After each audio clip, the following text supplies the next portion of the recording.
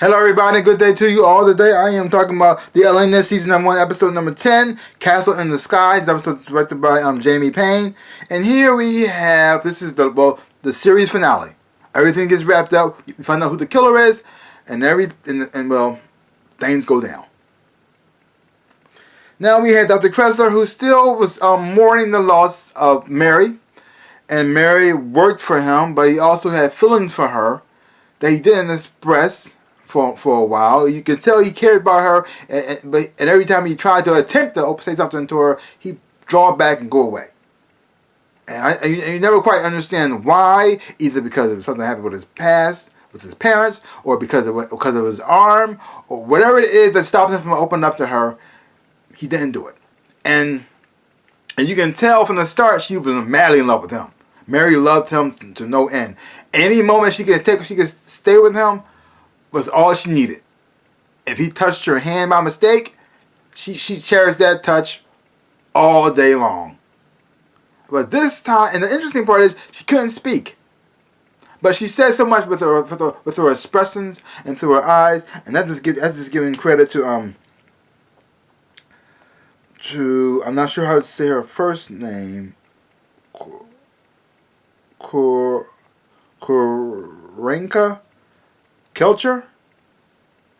I think I said that completely wrong. But you can tell about her I goes to her acting performance as an actor, because she didn't say anything, but she expressed so much. You know when she was happy, you know when she was sad, and sometimes even though she didn't say it, you actually knew what she would, in a way you knew what she was thinking and what she was going to do just by watching her actions and her expressions. And so she's a woman who's madly in love with this man. You see a man who wants to be with this woman, but at the same time hesitant to try to push her away. And then he finally let his walls down and finally opens up to her and expresses how he feels about her. And then she gets killed, and now he's crushed. And so he's still mourning the loss of her, and also makes him think about his father and everything he's going through. And you have John, who's his friend, who tried to get him back in there, but get him back in the game, but that didn't work completely. But then you had Sarah, and Sarah's played by Dakota Fanning, and they had a very, not healthy relationship. I mean, she questioned everything that he believed. He didn't like that, and then at the same time, but by her questioning him on things and pointing out things that he probably messed up on, proved that he wasn't the smartest person in the room, which he didn't like. And that made him sort of like a hostile situation there. And so when he felt threatened, he lashed out at her and he smacked her, which really messed up the relationship. But this time here, you see both of them coming together. Her coming to him, trying to get him back on the team, and also helping him through the situation that he's going through. And both of them opened up to one another. You got to know about his past, and you got to know about her past, and they're both damaged. Holy mother! Because this is a spoiler right here, because this is very interesting to me. Because you have Dr. Kressler, and you find out why his arm messed up. Because his father abused him when he was a child. And he messed up his arm so badly that it never healed correctly, and so now he has a deformity the rest of his life. Which is traumatic all the way. Now, he doesn't mention his mom, which I think is very interesting to me. And you don't explore that world. What she did at this time, she died, and the father maybe I don't know what happened in that situation. Then you have Sarah. Also, something happened with her father. Her father was suffering through a depression at the time, which I don't think they probably at this period in time they probably didn't understand what he was going through. So all she knew was her father was sad, and then he tried to kill himself. Well, things didn't go right. He was still alive when he made his attempt, but he was in so much pain and suffering that he had her, his own daughter, help him finish the job. Like he held her hand and his hand together and helped her pull the trigger so to blow his brains out. So she helped her father die. First of all, she saw her father almost pretty much attempted to kill himself. He did, but he survived it. Well, sort of. And then had the fact that he made her help him kill herself as a child, witnessing that. I had to be traumatic.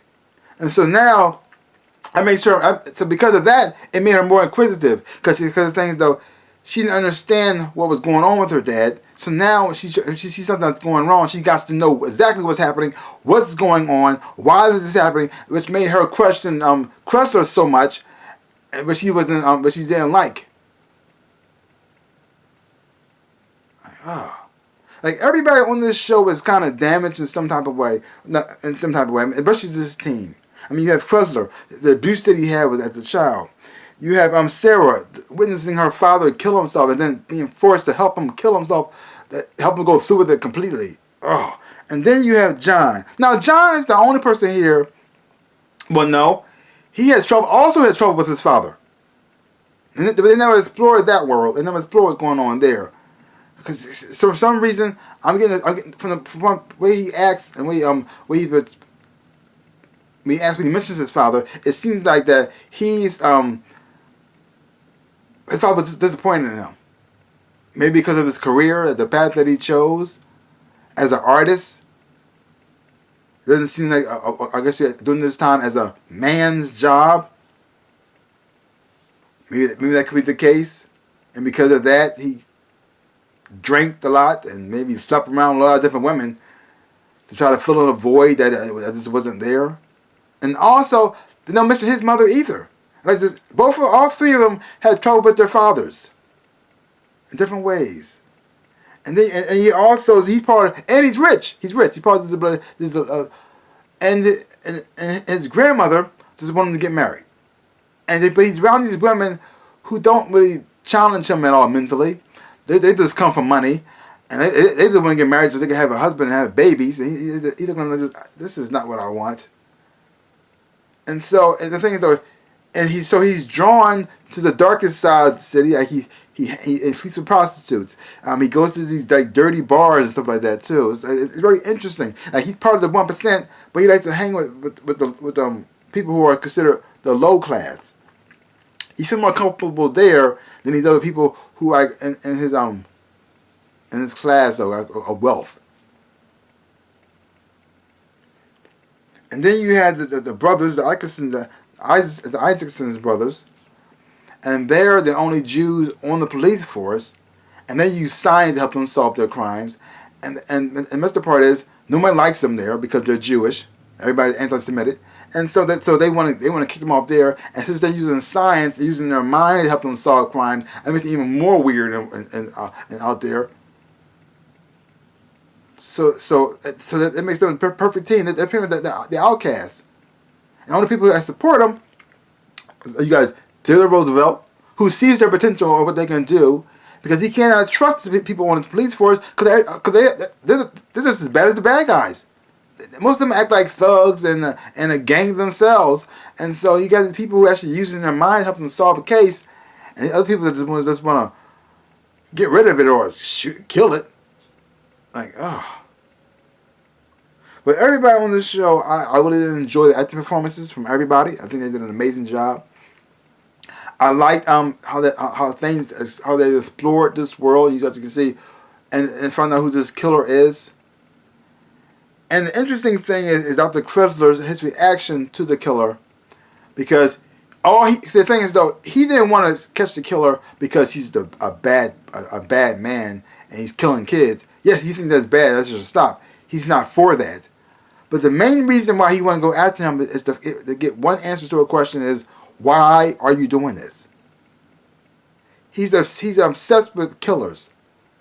And he just wants to understand their motivations. Like what's in their brain that makes them different from us. Yes, everybody has gone through bad things. He has gone through bad things. But he doesn't want to become a serial killer. So what is inside of his head that makes him say, this is the right place to go? This is what I should be doing. This is what makes me happy. So he just want to know why. Why are you like this? Why do you think this way?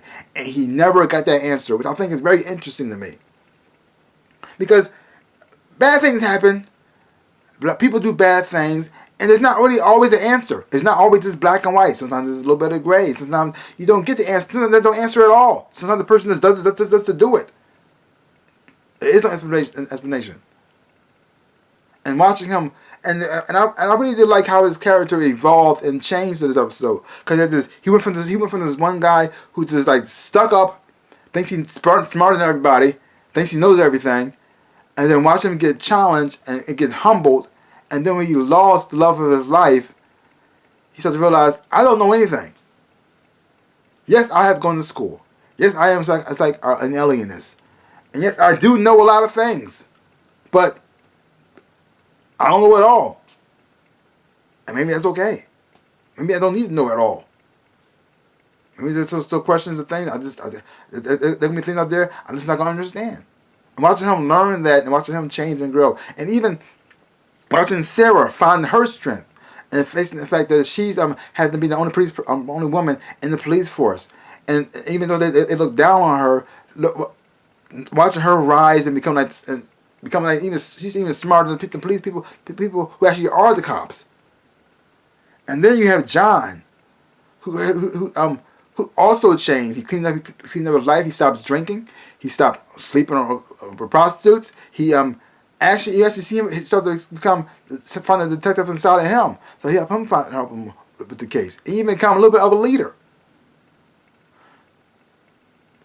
But the Isaacsons, they're pretty much on the same path where they started at. They didn't change much.